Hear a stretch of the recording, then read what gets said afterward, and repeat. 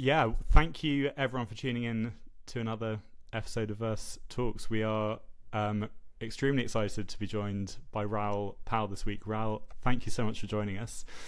Got a load of questions, and I don't think we've got too much time. So, yeah, maybe we could just jump straight in. I don't know if before anything it'd be possible to get maybe a brief overview of Real Vision, kind of how you got here, and would love to kind of hear.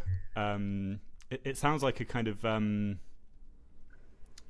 I suspect maybe if someone had said to you 5 years ago that you're going to be deeply embedded in a new art world, you might have been surprised, but maybe not.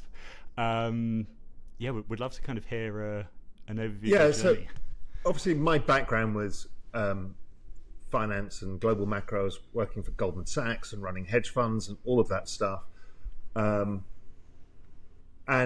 I kind of semi-retired and moved to Spain back in the early 2000s, and I started writing Global Macro Investor, my research service.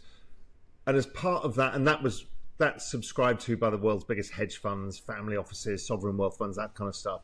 And as part of my work, I could see the financial crisis coming. I could see the European debt crisis coming, and made money out of it. A lot of my clients were people in the film The Big Short and all of that stuff. So we kind of knew what was going on, but I was living in a beach town in Spain, and a bunch of my friends went bankrupt, and a bunch of my parents' friends who were pensioners had their money taken from their bank accounts. And that was the start of the journey and people would come to me and say, why didn't we know about this? How did you know and we didn't? And so I thought, I need to do something about this. I saw the rise of Occupy Wall Street. I saw how pissed off people were, and I thought I need to do something about it. And that was a fork of two journeys that ended up coming together. One was building Real Vision, which the idea was to create a platform to democratize all this information, so it's not held within the hands of the few, but by the many. And we kind of pioneered the long-form finance podcast and a whole bunch of things. The other side of that was the journey of crypto. Because I was trying to start. And at the time, what was the answer to Real Vision at the time? What was the kind of best way of getting of the general public kind of getting? Well, we thought about, do we create a newsletter that's cheaper because GMI is very expensive, etc. And then a friend of mine who was living in the same village in Spain said, well, YouTube and stuff like that, there's video. Why don't we try just interviewing people? And everyone's like, well, has anybody made a video before? No. Okay, so this is a really stupid idea. And then we went and asked the TV producer, well, how much does it cost to produce a video? If you're interviewing somebody, they're like $15,000. We're like, okay, this is not going to work at all. And then eventually we just thought, maybe we could just chuck a couple of cameras in a room and film it on SLR cameras. And that wouldn't cost us anything, really. And then the same thing was, who's edited a video? And nobody. So do we know anything? So our thesis in the beginning, our general, I've even got a poster on the wall that says, we know fuck about fuck. Because when somebody said, well, what do you know about this? We said, we don't know fuck about fuck, but we're going to give it a go. And that was the start of that. What year was this? Raoul, 2014. which year was this? 2014. So we started thinking about 2013. And YouTube had only really just launched then. So it was cat videos. So it was a really stupid idea that we had, but it seemed to work. Did you have a quite strong idea at that point, like what your content would be, or did you freestyle it? No, it was pretty simple to me. Is at the epicenter of the financial system were a bunch of hedge funds, and they were the smartest people in the entire business and some of the smartest people in the world. And they were friends of mine because they were subscribers of mine, or I grew up together with them in the industry. So I said, well, why don't we just interview them? Because they've got an ego and they'd love to talk about how clever they are. So tell us how you think about the world. People loved it. I mean, it worked so well because nobody ever had access to these people before. Now that these kind of podcasts are everywhere. They simply didn't exist. I mean, when we started, it was basically Tim Ferriss doing kind of health stuff and business startup stuff, and that was it. And did it pick up relatively quickly, Raoul? Did you get very quick reception at that point? Yeah, very quick word of mouth. People were just like, oh, this is amazing. But we really didn't understand anything of what we were doing. We had no clue. We didn't know how to run a business like that. We had no clue about the media industry. Were we in the media industry? We certainly didn't know about technology, which was probably our biggest failure. for misunderstanding really what we were doing. So it was just mistake after mistake, but really people just loved the content, so it became word of mouth. You know, we've never paid for an advert in our life. We've never paid to acquire anybody. They just come to Real Vision over time because they learn interesting things, and now it's grown into this huge community which span, you know, if I go back to that crypto journey as well, they ended up becoming the same journey because part of the solution for everybody was crypto. And so we educated people from day one. And day one, we were interviewing before anybody else had any crypto content. We had the most famous crypto people in the entire planet, the OGs of the space, teaching people crypto on Real Vision, which was an amazing thing. And eventually, we went from having so many cynics about what the hell are you doing, this is ridiculous, to eventually probably driving more people into this than any other source and becoming kind of a trusted voice in the whole thing. So it was a hell of a journey. Awesome. I'm guessing you didn't see yourself as a kind of figure in some kind of new art world. How did that come about? I had always had a fantasy about myself being a figure in a cultural movement, and I've talked about this, right? As a child, not child, as somebody in their 20s and 30s in the 90s and 2000s in England, it was like a Cambrian explosion of creativity that went on, whether it was artists from Damien Hirst to Banksy to Tracy Emin to Blur, Oasis to Ibiza, dance music to it all happened at one place. There was a massive boom of the restaurant scene. London was the hottest city in the planet, and you could taste it. It was everywhere, and everybody knew it. And I studied via music, because I love music, the history of these other cultural revolutions, whether it was the 60s or the 70s in California, all of these things, or the jazz era or the blues era, all of these. And I just know the cultural markers. And I'd always wanted to be part of it, but I couldn't play guitar and I couldn't sing and I couldn't, you know, and I couldn't paint. Writing is also the other part, novels, all of these things combine when there's a big cultural thing. And it was the realization that this was happening on the internet and that we could capture culture and create scarcity around it, or mementos of culture, snapshots of culture in time that have value, much like Warhol is to the 60s and 70s, or a Damien Hirst or a Banksy is for the 2000s and late 90s, or a Basquiat is for the 80s and 90s in New York. I could suddenly see that. I understood NFTs and art, but I was never really a buyer of art because it was so difficult. You know, you buy, I mean, I bought stuff, but you know, half the stuff you buy, it's worth nothing. It looks nice on your wall, but it has no provenance really. And to then try and collect art was difficult. And I remember friends of mine trying to collect Banksy's and Damien Hirst in the early days when they were cheap.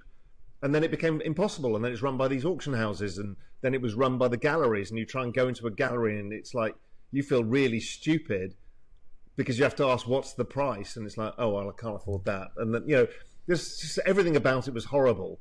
But you could see, you know, when I was working for the hedge fund, my boss was one of the largest collectors of contemporary art in the world. And he was like the patron of Damien Hirst. He was the patron, you know, the Francis Bacon, Lucian Freud, all of the big stuff that came out. He had all of that. And, you know, he'd be sitting next to me when I was trading, you know, the FOMC numbers. He would be trading like huge clips at Sotheby's buying art. I'm like, what are you trading? It's like, oh, Warhol or whatever it was, right? It was amazing stuff. But then, you know, so I'm very culturally aware. I love music, I love literature, I love art, I love all of these things. And then it all came together thinking, well, this is a magic moment in time where the whole internet is coalescing. My guess is, and I've never seen this, my guess is crypto Twitter is probably the single largest part of Twitter outside of sports, maybe, and a couple of other things. And you see this community every day where people show up and you think, okay, there's something magical happening. And then you see things like Beeple commenting on it every single day. And you realize, okay, this is our world, you know, and people are making money out of it and people are losing money. And people are falling in love and people are hating each other and people are going bust. There's the whole narrative around the space, and that is going to be priceless over time. Agreed. It's pretty special. So I think first kind of like meaty topic would love to get your thoughts on is this concept of consensus, because in the old world it was the museums, certain galleries who have often decades of kind of credibility behind them, certain collectors ditto, who kind of anoint artists. In this new world it works very, very differently. You are somebody, I think, who has a real voice in the space, a load of credibility. People listen to you. If you say something's worth looking at, people follow you. Just kind of keeping that kind of open. Would love to just generally get your thoughts on what that means for you and what it means for the space generally. So for the future of and I guess for the future of art, really. Yeah, I think if I go back to consensus, it wasn't necessarily the galleries that drove consensus first. They're never leaders. So if you go back to Warhol, the consensus came from pop culture and the culture of New York at the time. And then it became noticed by galleries because influential people were coming in and out of the factory. If you think about Damien Hirst, he was on album covers pretty early because he was part of the scene. He was drinking in the Groucho Club in Soho with all the music people, and they all knew each other. And then it spreads once people realize there's consensus amongst the cultural elites, put it that way. Now, so there's been multi-layers of consensus. Here, if we go back to that Occupy Wall Street movement, we kind of rejected the establishment, which is all great cultural movements come from, a rejection of establishment. And we're saying we want to create a new way. And the new way has been the internet itself and fuck everybody else. And I've seen this, and I don't think the space quite understands this yet, because a lot of artists and collectors want the validity of a museum or a gallery, or even more so of a famous collector of traditional art to buy digital art, to make them feel like they're relevant. And my argument has been, none of that matters. It's just irrelevant. Different set of buyers, different culture, they will come in the end. But they will not, Sotheby's trying to sell and Christie's trying to sell digital art has failed because Christie's wanted and Sotheby's wanted to get wealthy crypto buyers to buy trad art. That didn't really happen. And the artists wanted trad art people to buy them. Didn't happen either. So we've got two different worlds. So now what we've got is, I think that's fine because we'll build our own system. And our own system is, well, we don't need galleries. We've got Twitter and we've got platforms where we can exchange, show art, show collections, build relationships. And then we've got our own events around it. And we're building our own thing. And so social consensus then forms around, who are the tastemakers, who spot things early, and then, what is their relevancy? Who are the new people coming in? What are the new ideas? And then the speed of which this space iterates in terms of, AI and art or culture and art or whatever it may be. And then you build social consensus in real time on X, which is an extraordinary thing. But are we not at a point where, I'm not too hot on my Gen Z influencers, but if a Gen Z influencer were to get involved with NFTs, they've got 4 million followers, they know absolutely nothing about art, but they've decided I'm here, and I'm going to kind of just shout about the things that I'm collecting. Are they not going to find themselves in a position where they can determine what matters? Because Later and I were chatting about XCOPY's Max Payne earlier, it's exponentially more valuable than almost any other digital artwork that exists, because everyone else believes that it's valuable. Surely it's only going to take that Gen Z influencer to that person not find themselves in a position where they can kind of like king make in that way, and is that's always going to happen, right? And who are you or I to say that what they like is not relevant? Agreed. If you're not careful, you end up with the hyper financialization again, which is what happened in 2021. So then you put attention and influence, but it's fleeting. So what you're doing then is you're not creating a long-lasting consensus, which is really attention, right? Consensus is basically another word for attention. Yeah. So you're not creating long-lasting attention, and it dies. The world works that way. In everything, whether it's a one-hit wonder in music, or whether it is what it is. The hyper-financialization makes it more frequent in this industry. But what you've got is the ability to test the Gen Z against, who are the other people who see this? Now, we might be, myself, Batsup Yum, Cosmo de Medici, we might be the old guard now. Maybe we don't see what they see, and that's okay too. But they still have to build social consensus and the same network of understanding of tastemakers within it to build social consensus. And you don't need to have social consensus to buy art. You just buy art because you like it, and that's okay too, and that's what it should be. So there's a number of different layers to it. I don't fear somebody new coming into it doing whatever they want to do. I have a question. You mentioned we're building our own art world. We don't need traditional gallery models. We don't need the approval of museums. And I agree with you. We are building our own industry, and their views and their understanding of our space is not nearly is non-existent actually.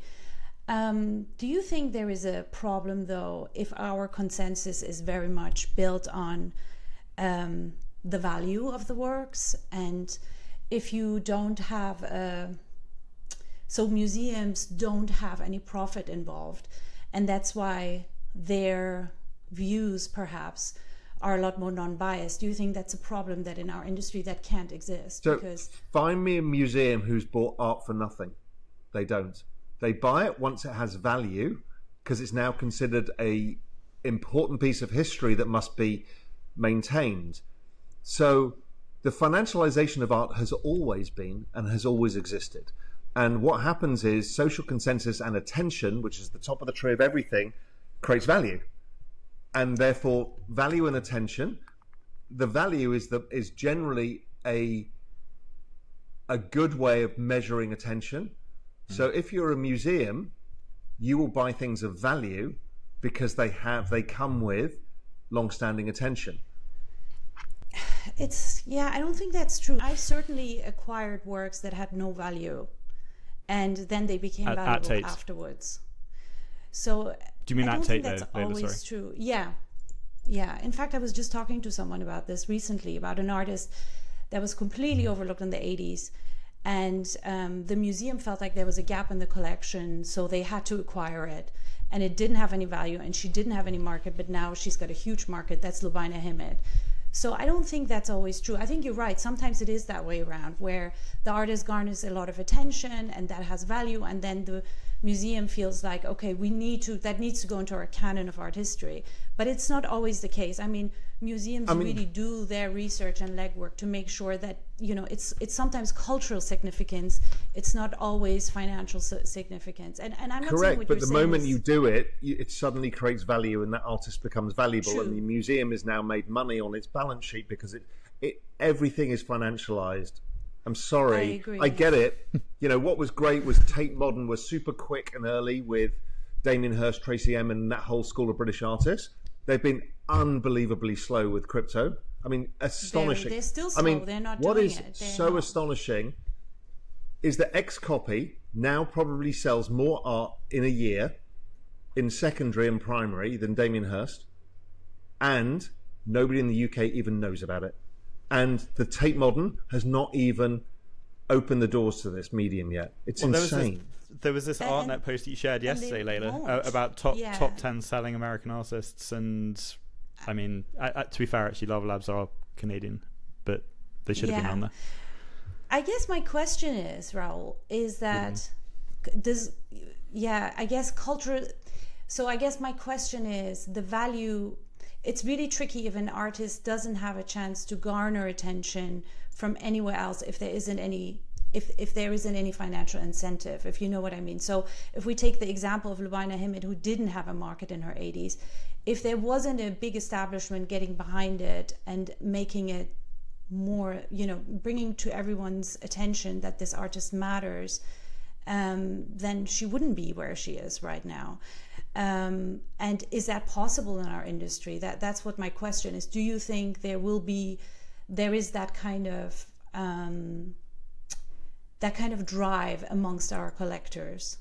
It's really just a question, because it's the same thing. It's recognizing the cultural significance rather than their market influence, if you know what I mean. I think most people do. I mean, I think a lot of people buy expensive art and they also buy new emerging artists. Yeah. And what's true is the financialization of art, which has always existed, allows artists to make money and do this for a living. Okay, that's a good thing.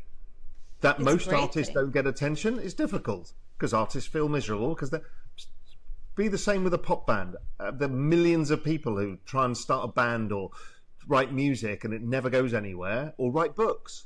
Gazillions of people write books.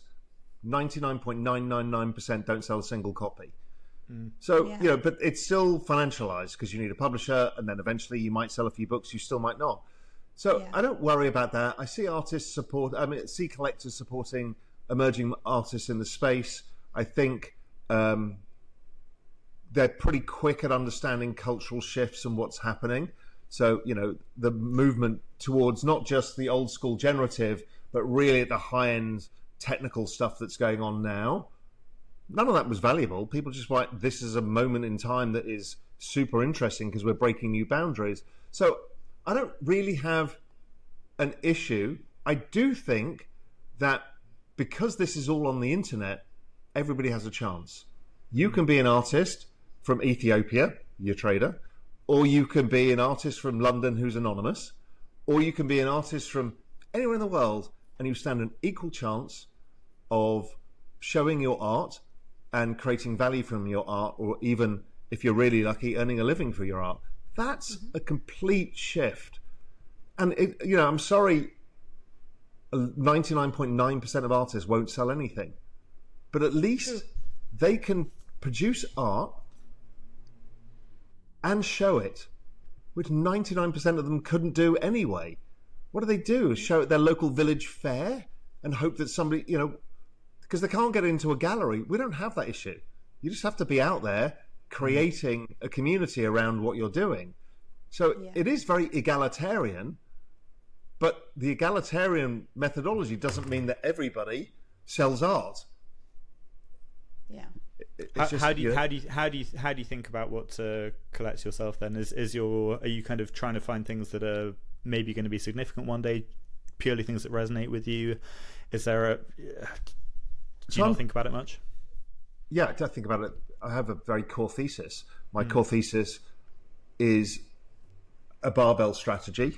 And how I think about this is again, I see the world kind of through a music cultural lens. Is I look for things that are very culturally relevant, that have cultural mimetic history, that are important, that I like. And then I look at the opposite end of the barbell, which is, where is technology doing crazy shit in this thing? Barbell, sorry. And that's, for me, is, I talk about this a lot. That's the kind of David Bowie lens of the world, right? You need to be either at the cutting edge, or you have to be ultra culturally relevant. And anything in the middle I don't care about. It could be nice art, everything else, it doesn't move me. Right? I'm moved by the future, or I'm moved by culture. And so that's what I do. So, if I think of the three most culturally relevant artists in the world, it's obviously XCOPY. here's the culture of the internet. When you probably go down the rabbit hole, it's very good. And Canvas's comments about his art, I think, start bringing it a light to people as like what he's been doing. Obviously Beeple, because he's the culture of the internet every day. And then I think it's Die with the Most Likes because of his commentary on US middle America culture, the death of the American dream, that whole thing. I think everybody else is almost a derivative of those three right now. I don't see many others that are breaking new ground versus what those three are doing.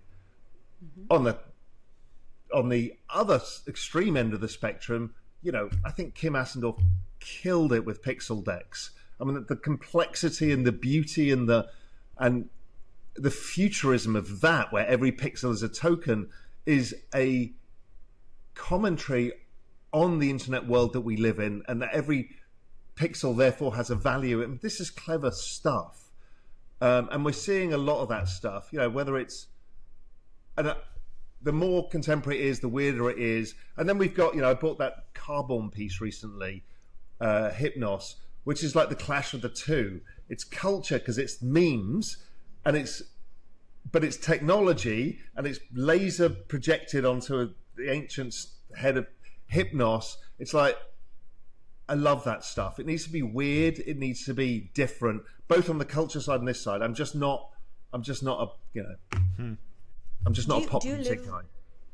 Do you live with any of your artworks? Do I live with there's my usually an girlfriend XCOPY in the owns background. white walls, so oddly enough, yes, I do. Oh, you're right. Yeah, of course. Yeah, right. So yes, I mean, I'm in front. I'm looking here. I'm actually at her house right now. I've got a manic piece that's flashing up on the wall behind me. XCOPY, just one of the most fascinating phenomenons ever. He's obviously done an incredible job of making his work collectible. Very easy to find comfort in buying his unique pieces because you can be pretty sure there aren't going to be many, if any, more. As far as I know, he's not a particularly old guy. He's got a while to go. I don't know if you know him. I don't. But I've met him. I mean, any idea how he thinks and how he should think about supply management for the next 3 decades of his life? Because it seems like every new thing he puts out has an incredible way of putting more attention on his existing body of work without really diluting it. Can you do that forever? Like how does that work? How to think about that? I don't know. This is experimentation in real time, right? Yeah, I mean, look, Dali did a lot of this, and Picasso did a lot of this, and Damien Hirst did a lot of this, and Warhol did a lot of this. So there's a proven path, but the scale of the internet makes it bigger, but the number of collectors can be bigger. If I'm right and this space goes from $4 trillion to $100 trillion in crypto, you've got a lot of buyers with a lot of money. But yes, I mean, over time, you need to be careful. But what the market does, as it did with Warhol and everything else, is sort out what they think is, via social consensus, the most valuable. So these are the types of works that he did that were valuable, and these were less valuable. And the market's pretty efficient at doing that over time. But there's a number of mechanisms by which people build their supply and their body of work. You've got Beeple, who kind of did the opposite. He just produced, he sold that one piece, then he had the whole Everyday's collection and the spring summer, and that was it. And then it's just, you have to beg them for a one of one, which they sell about 2 a year. And then those, the big light box ones, Human One and all of that. So he did the complete opposite and really never created any supply again. And that's worked. XCOPY is the opposite. He's managed this amazing pyramid, which works super well and allows people to gamify up the pyramid structure via desire. So he's presumably creating pieces. He may not be sharing them, but he's an artist. He makes things. There have got to be a load of things out there that none of us have seen. I guess fine. They don't get minted. That's you saw that because he did it on whatever Tumblr beforehand. So he's been doing this forever. And then you've got another way of doing it, which is Die with the Most Likes. He's really clever in how he manages this as well. So he's got his whole world is constructed books. He had a video channel of, yet another character. All the characters are in books. The names are in books. The characters change. The whole thesis is there. Then it's in the artwork itself, in the digital art. Then he's got the physical art. Then he's got the characterization of like Alfonso Knudsen. And he's built this whole thing. And then, as a collector, like I commissioned a one-on-one of him, and you get that. And I got a physical. And then he said, okay, well, now you can have your Meet Manager PFP. And I've already done one for my punk. So he said, what do you want to do? And I gave him my XCOPY, the fuck you looking at. And he was like, oh my God, I can't wait to do this, which I got yesterday. So it creates this amazing bond with you and him. He's then got merchandise and stuff. So that's another very clever way of doing it. But his supply is actually not that big. But he brings new people in by... the things like Gristle Buddies, and it's kind of done for fun to bring people into his world. How do you explain it though? Like, how do you explain it to the wide? Like, I feel like we're all so deep in it. You don't. I mean, we're so deep in it. We get it. But Layla, I'm guessing if you were to show any of your former Take colleagues XCOPY, Beeple, and Dye's work, they would form probably an unfair opinion of what's going on here. Not because they're not good artists, but just because it takes so hard to actually get what's happening without being as deep down the rabbit hole as we are. Yeah, I don't know. It depends also the age group of people. So if you've got young people curating stuff, they're much more culturally aware of the internet culture and what's happening. It's the same with A&R people in the music industry. It's all the same thing, right?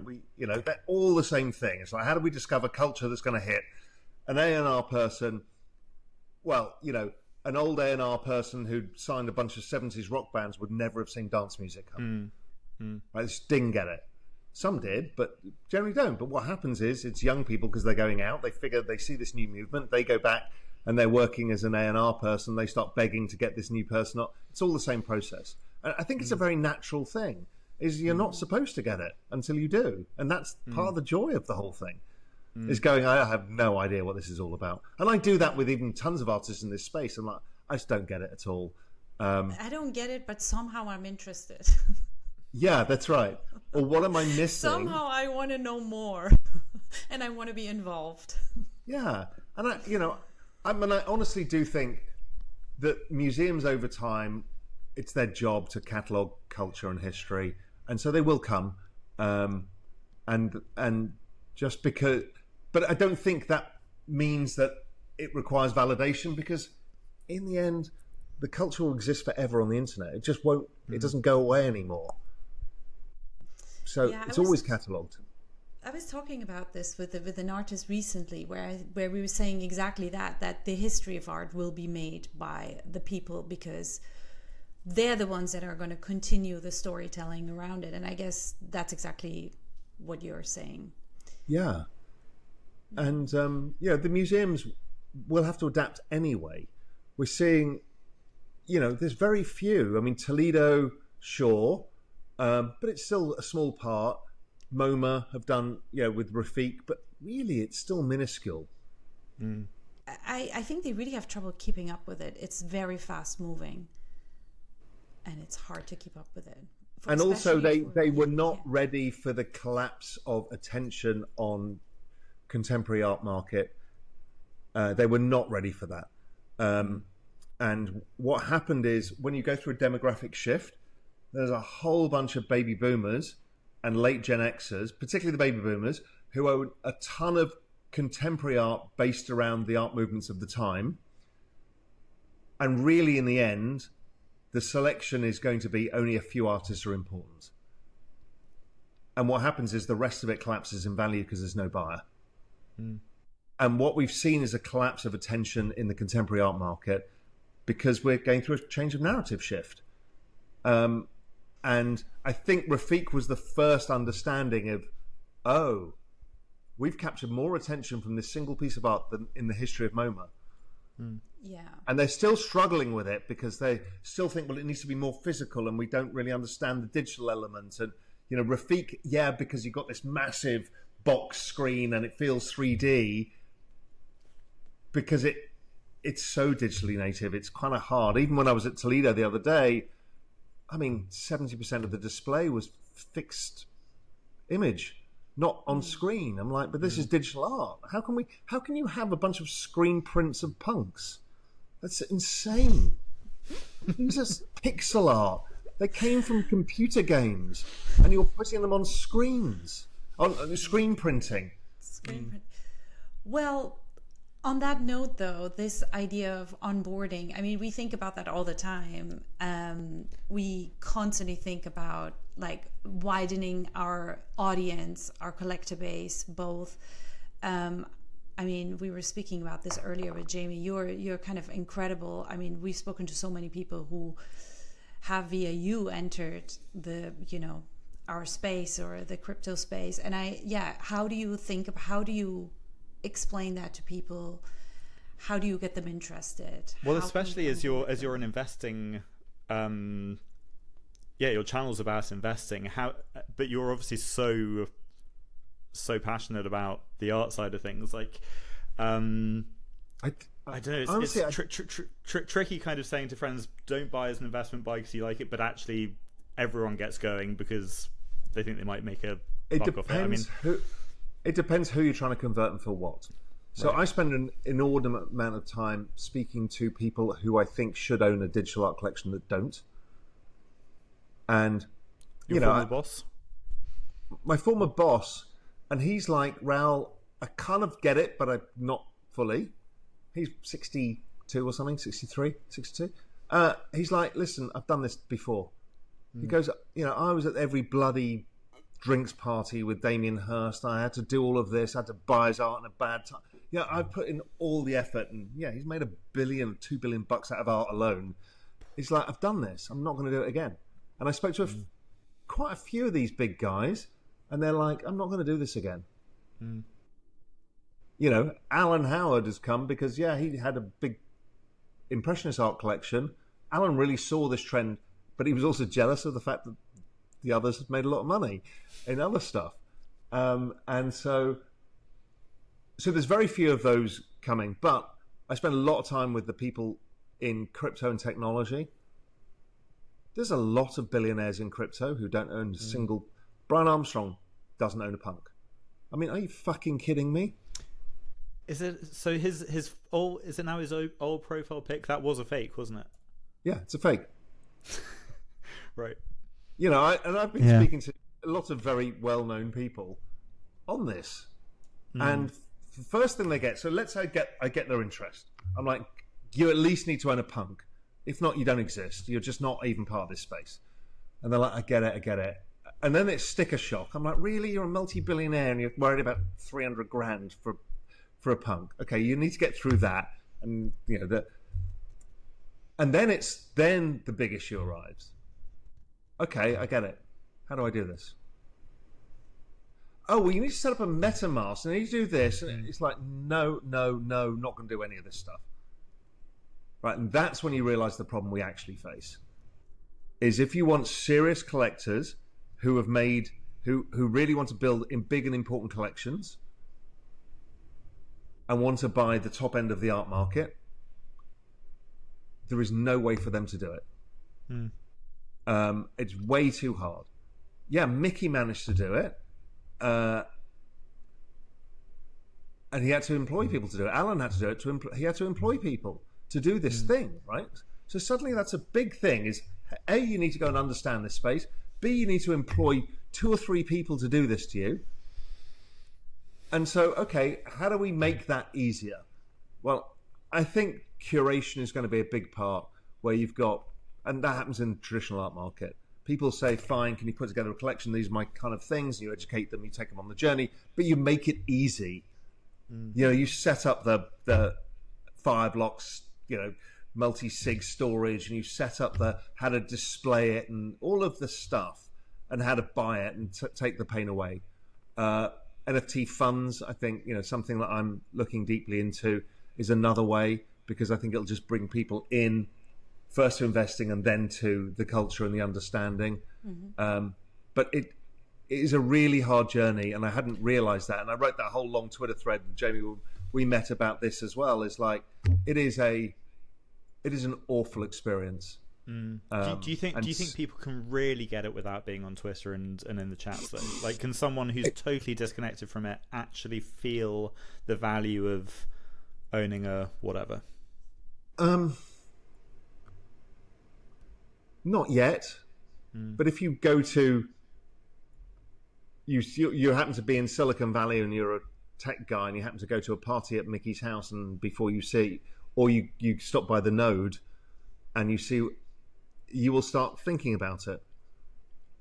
But we're just not in that position yet. Yeah, we got Toledo and we got MoMA, but MoMA's not there yet because it's not fully like it's not the full it's not the full part of this.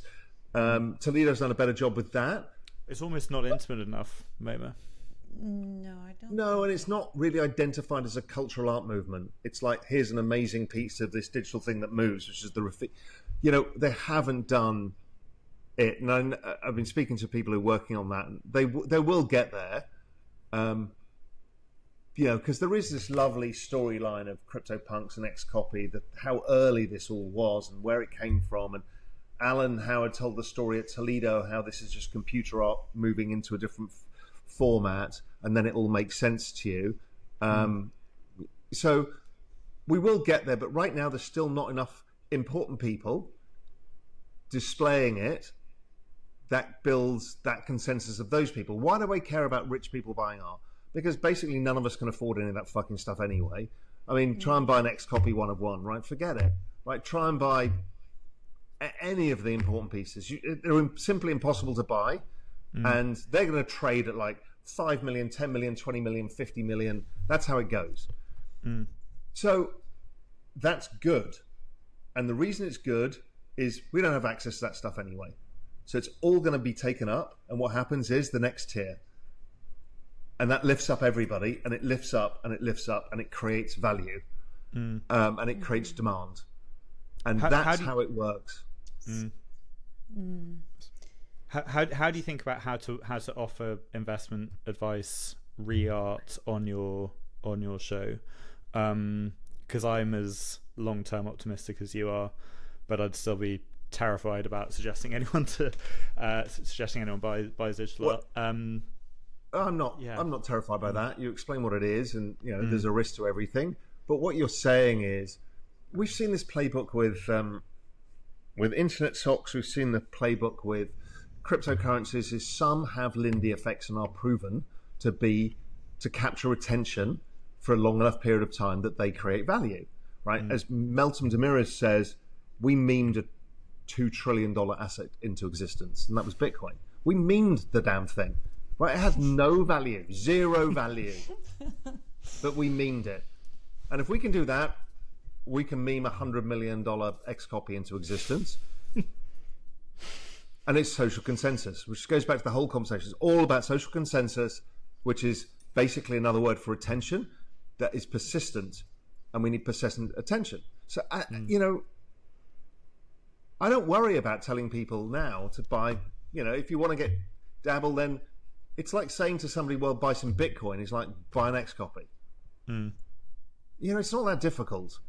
And what they will do is they will buy something, go through the pain of the MetaMask and the platform and the buy, and then what's WETH? I have to put WETH off. I don't understand any of this. The awful misery. And then it'll be in their wallet, and they're like, that's amazing. And then they get hacked. And then I'm going to do it again. And then you're on crypto Twitter, and you're like, what's that? That's amazing. And you want that, and then you realize that, that person was just knocking off somebody else, and I've just bought the shitty thing. But you've got to go through the journey. That's a collector's journey, and it's amazing. So fun. Where in the cycle do you think we are? The NFT art cycle, as it were. I think, and I got into trouble for writing about this, but people just misunderstand. I think we're going to re-rate. We've re-rated one artist from the upper echelon to the ultimate echelon. That Sam has gone there. I think there'll be a few other artists that will get there. I think there'll be, we almost got there with autoglyphs. Maybe we could put them there, maybe. But that's it, really. I think, so it's like, it's scarce punks, XCOPY, Beeple, Sam, maybe autoglyphs. That's really that ultra scarce, super high in demand pile. I think there's going to be another group that gets re-rated because that becomes unbuyable. Simply can't buy any of this stuff after a while. So in which case, who's that going to be? Is it Die with the most likes going to be sort of like XCOPY value? As XCOPY shifts up another gear, does he go to that? Has a chance if it resonates. Is it, one of the cutting edge people? Is it Matt Cain, or is it Kim Assendorf, or is it whoever? Possibly, don't know. But I think that will come, and I think that the whole value chain is just going to be driven over time as people do this. So the structure of the art market is going to change a bit, and this cycle is the reshuffling of the order, where new artists get Lindy effects. Mm-hmm. So the Lindy effect is who survives the longest accrues more value. So XCOPY, by definition, it has the most Lindy effect. Then, other artists have created Lindy effects that's proven over time that they can capture significant attention over time. And there's been some other early artists, but some of them didn't maintain that. So they lose relevancy. So I think we'll see a structural shift coming, and we're only starting that. So, I think the art market in its real phase hasn't even started yet. I think it's going to go to La La Land for a while as ETH breaks new highs, Solana breaks new highs, and whatever most people are invested in. It's not really a Bitcoin-driven market. It's really those of us who've gone further out the risk curve, we're in ETH, Solana, SUI, Hyperliquid, whatever it may be. Once those go up a lot, we end up buying non-fungible, scarce stores of value. And then the market falls, and then people stop doing it, and that's typical. It's the art market's exactly the same. The traditional art market's driven by the business cycle in exactly the same way. The business cycle is currently low and subdued, and guess what? The contemporary art market is a disaster. Why? Interest rates are too high. People don't have enough capital. Their businesses aren't throwing off enough cash flow, so they're not buying as much art. It's like, unfortunately, the whole thing is driven by the economies and markets. We can pretend otherwise. So I think we've got the most ridiculous part of this cycle to come in terms of the art market. But I think it will change the structure. And yes, it'll all cool down again, but then we'll have a different structure as we go the next time around. And, what happens there? Does one of those top spot lose interest? Does XCOPY ruin the supply dynamic? I don't know. It's all to play for, right? It's all to play for is how you create legacy. Do you see the token works strategies as anything other than fuel to the fire when it comes to elevating? I don't like excess financialization around stuff. So I'm just not a fan. I'm just not a fan of everybody using tokens as incentives for everything that we do. It doesn't need to be like that. So look, I hope it goes well. It brings attention. Does that attention last? I doubt it. So you think this is a cycle that will pass quite quickly? Yeah.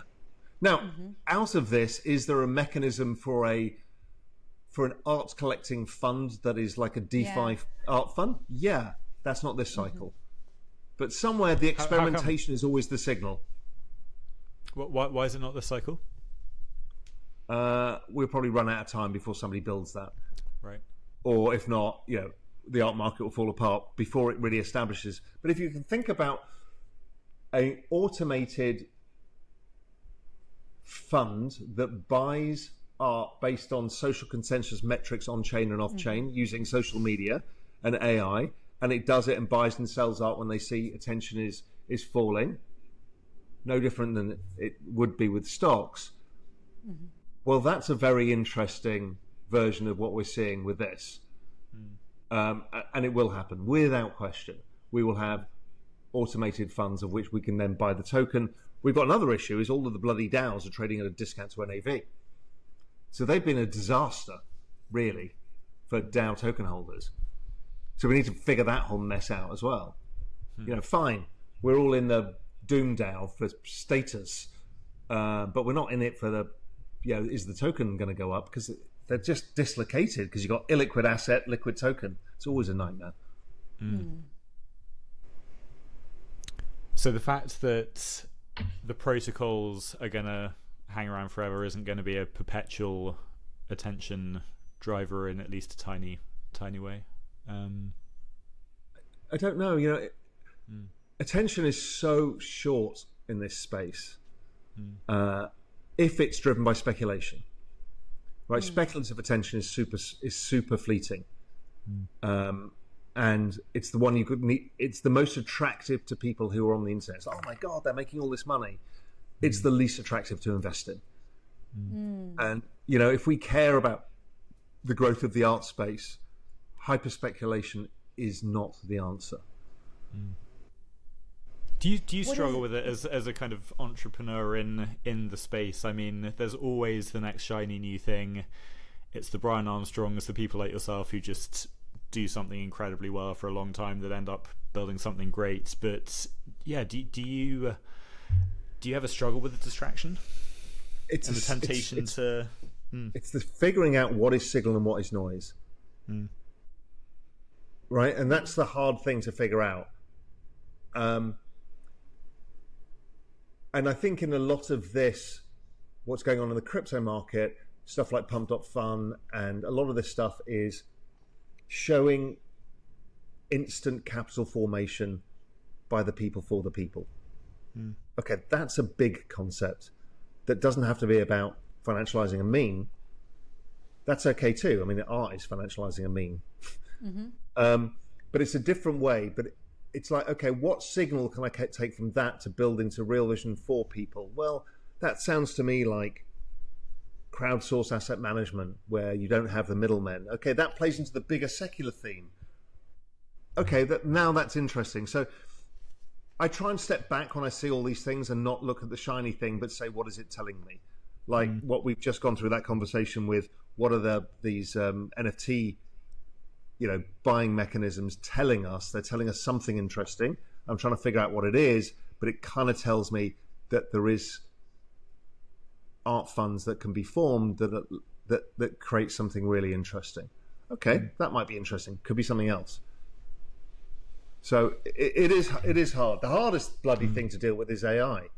Everything else is pretty predictable. I kind of know where the crypto markets are going to go overall in terms of the structure and how it works, but AI is just a whole different beast.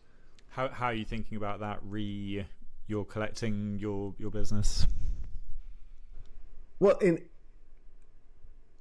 AI is going to be the internet. We just don't see it yet. We're going to be living in this kind of metaversal AI world of which we are not the supreme intelligence. We have a creature above us in the intelligence stack, which is the largest shock to humanity we're ever going to deal with. But at the simpler level, before we get to that, it has to and will be the UX layer to everything.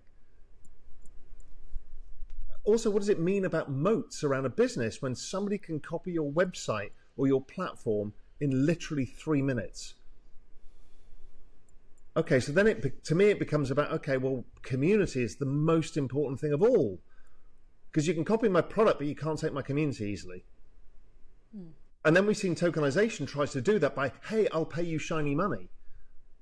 We saw Blur's attempt to take out OpenSea. It worked for a while because we all ran across the shiny money.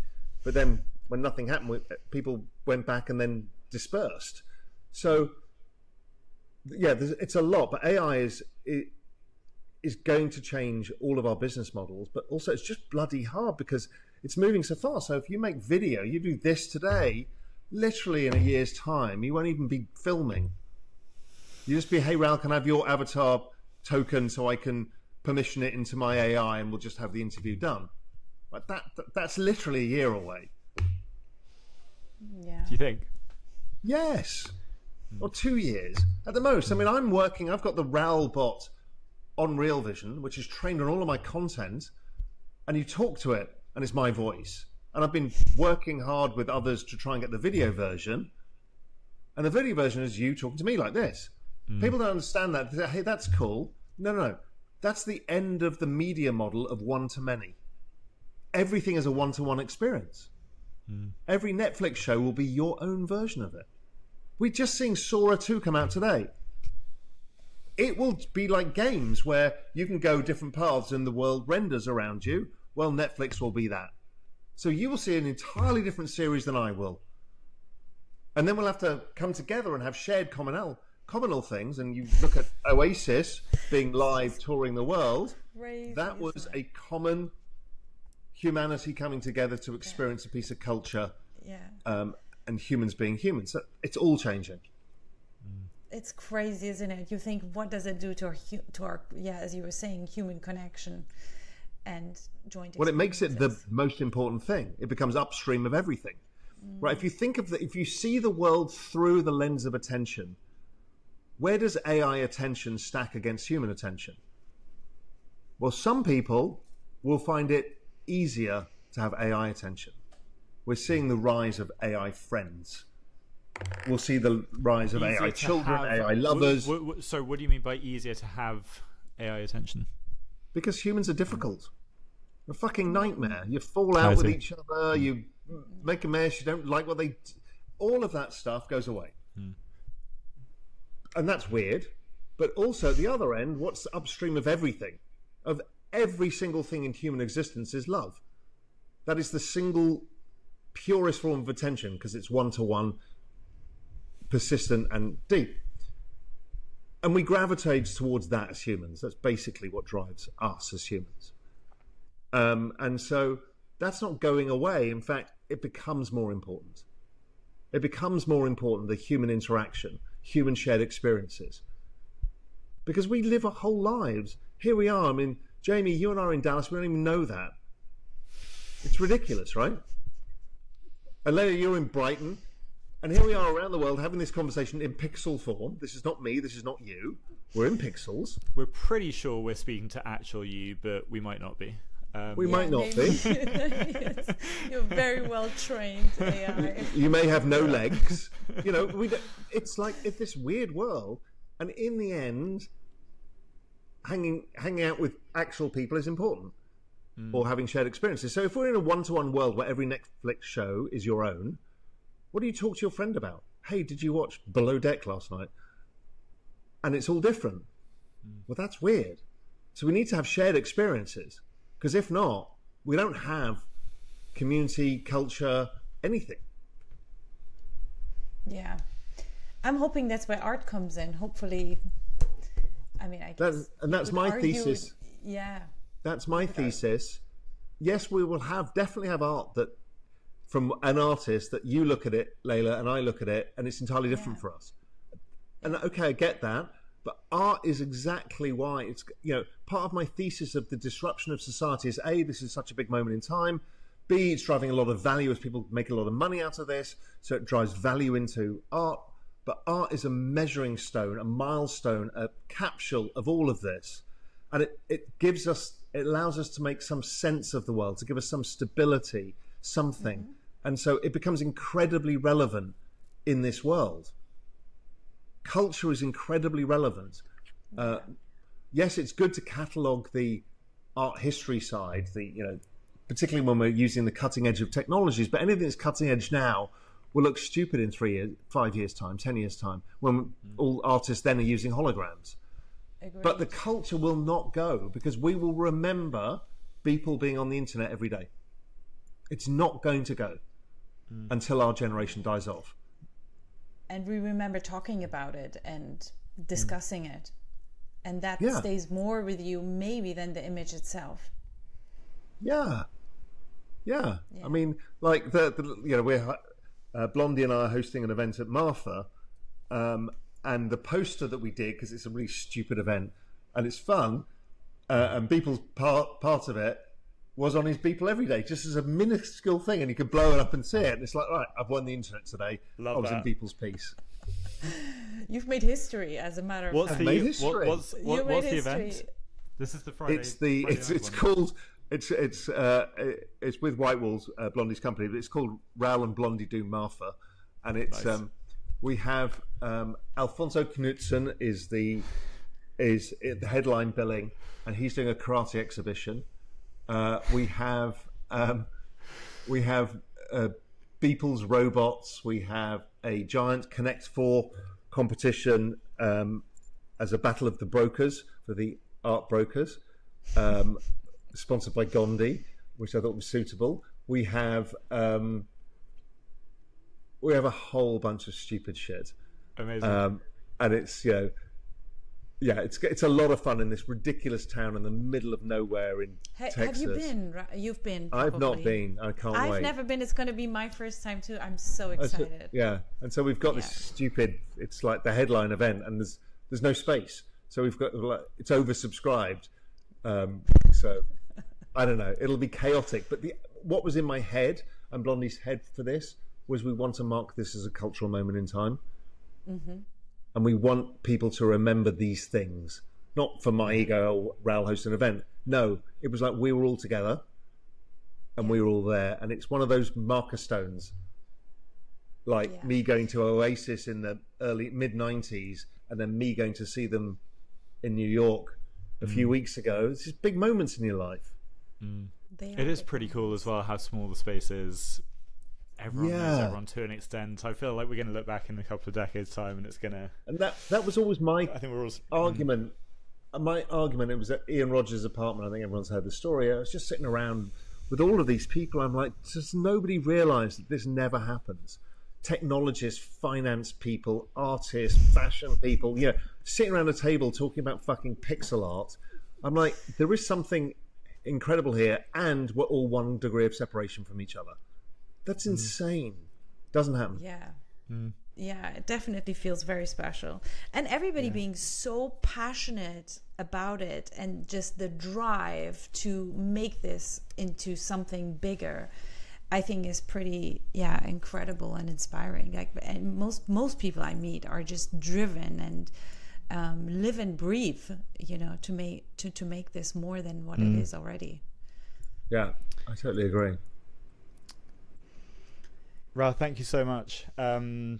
Massively appreciate the time. Massively appreciate everything, all the content you put out there and all the onboarding you do. And I've sent your Jack Butcher episode to so many people. It's fantastic. It's great. So thanks for I have everything. one more question. I'm going to pull a Jamie. He does that on me every week. Where we're about to close, and then he says, I have one more question, so I'm going to do that. I want to ask you, and I wanted to ask that at the very beginning, it feels like you were somebody who always went against the grain. You retired early.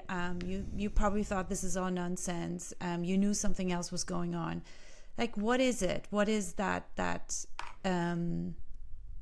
what is that sort of personal quest in you to kind of not go for the status quo and to go against the grain? That's a really good observation and question that nobody ever.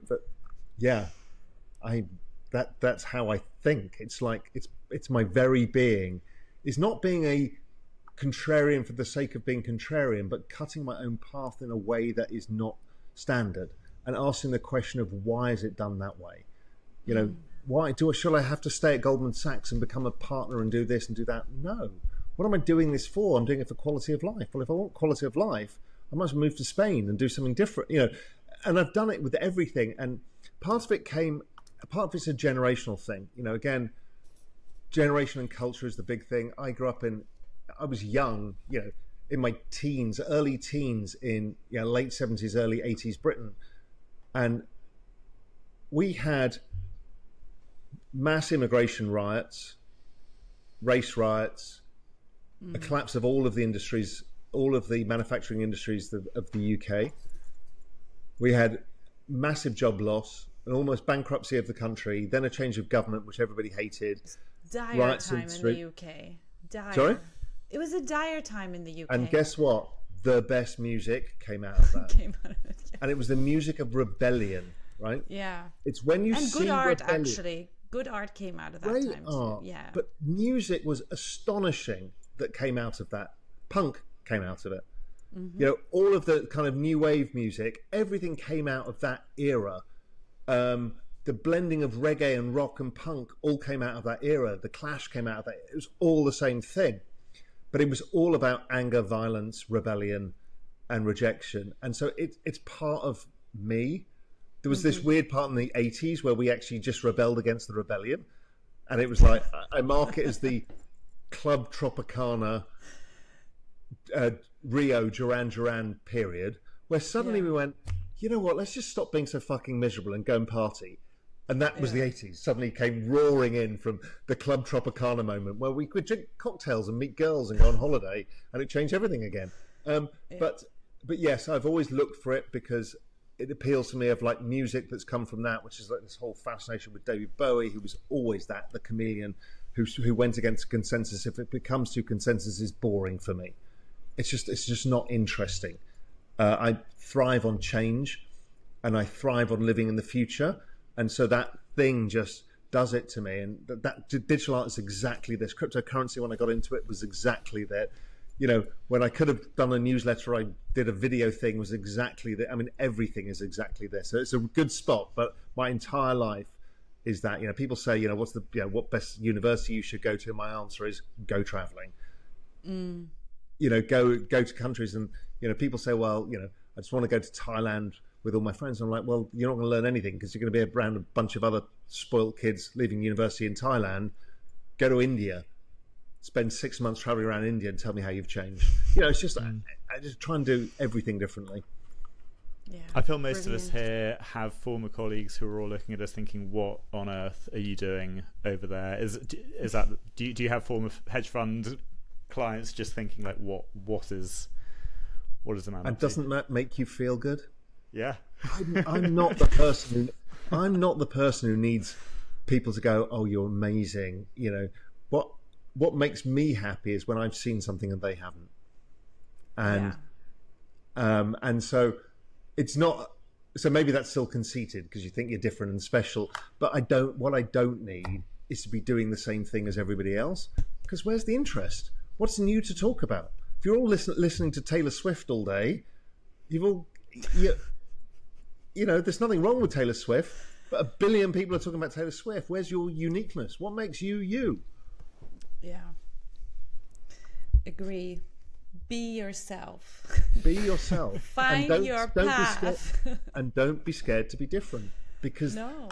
In fact, in the end, it all comes down that's your biggest asset now, Raoul. In the age of AI, your biggest asset is to find your own voice, because it's easy to be like everyone else. Everything in life comes down to one simple Venn diagram.